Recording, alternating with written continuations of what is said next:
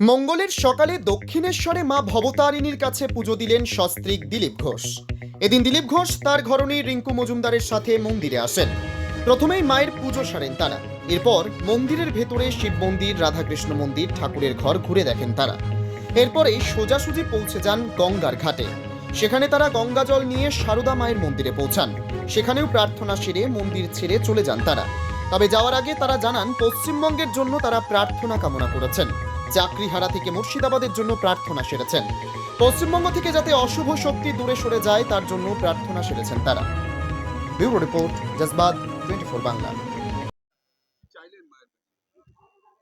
শান্তি চাইলাম, যেন দায়িত্ব পালন করতে পারি সবার প্রতি। বলুন। দাদা, কালকে এসএসসির এখানে অবস্থান বিক্ষোভের কোনো সূত্রপথ বেরোলো না। সকাল থেকে সারা রাত কি বলবেন? সে ধর্না বলুন বা সরকারের সঙ্গে মিটিং, দুটোই নিষ্ফলা হবে, কারণ ওইখানে সমাধান বেরোবে না। কোর্ট দিয়েছে নির্দেশ, কোর্টেই সমাধান বেরোবে। তাই সব পক্ষ নিজের তথ্য নিয়ে আবার কোর্টের কাছে আবেদন করুন। আমার মনে হয় সুপ্রিম কোর্ট সবার কথা শুনে তারাই ঠিক সিদ্ধান্ত দেবেন। 18,000 লোকের চাকরি ফেরত যেন আসে, এটা আমরা চাই। সবার কুশল কামনা করে প্রার্থনা করেছি, সব বাংলায় শান্তির প্রার্থনা করেছি, সবাই যেন আমরা ভালো থাকতে পারি সেই প্রার্থনা করেছি। দাদা, কালকে মুখ্যমন্ত্রী বলেছেন 10,000 লোকের চাকরি দিয়েছে, কি বলবেন? তারা কোথাকার লোক? বিহার, ইউপি না পশ্চিমবাংলার? কেউ চাকরি পেয়েছে জানি না। এখানে 3 জন সিভিক পুলিশ আছেন, তারা বলে আমাদের যা পয়সা তাতে চলে না। এই চাকরির কি মানে হয়? উনি দেওচা পাচামিতে বলেছিলেন 1 লক্ষ লোকের চাকরি হবে, এক ঝুড়ি কয়লাও বেরোলো না, একটা চাকরিও হলো না। এখন মেদিনীপুরে গিয়ে বলছেন 10,000 লোকের চাকরি হবে। আজ পর্যন্ত কত হাজার লোকের চাকরি দিয়েছেন? অভ্যাস টাইম মিথ্যা কথা বলা, সেটাই বলছেন উনি। আমি তো মুর্শিদাবাদে সেদিন ছিলাম যেদিন গন্ডগোল শুরু হয়, 11 তারিখ রাত 10টার সময় পার হয়ে, যখন তখন আগুন জ্বলছিল। বাকি পার্টির নেতারা যাচ্ছেন, আন্দোলন চলছে, যাবো আমিও।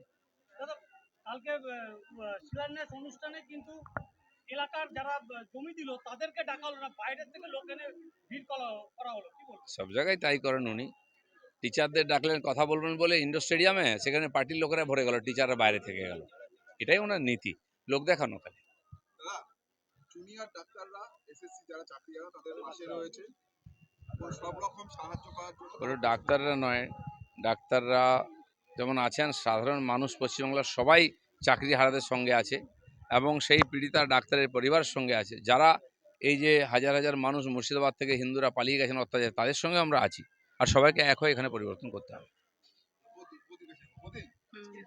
নতুন জীবন শুরুর জন্য কি কামনা করলেন? সবার প্রথম কামনা করলাম পশ্চিমবঙ্গের জনগণের স্বার্থে অশুভ শক্তির বিনাশ করে রাজনৈতিকভাবে আমরা পরস্পরকে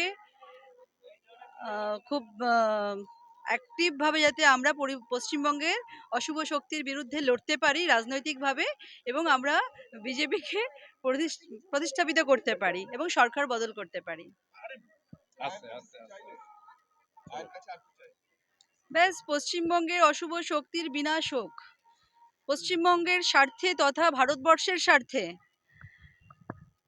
আমরা সবাই মিলে যাতে এই সরকারের পতন ঘটাতে পারি গণতান্ত্রিক পদ্ধতির মাধ্যমে, জনকল্যাণের স্বার্থে।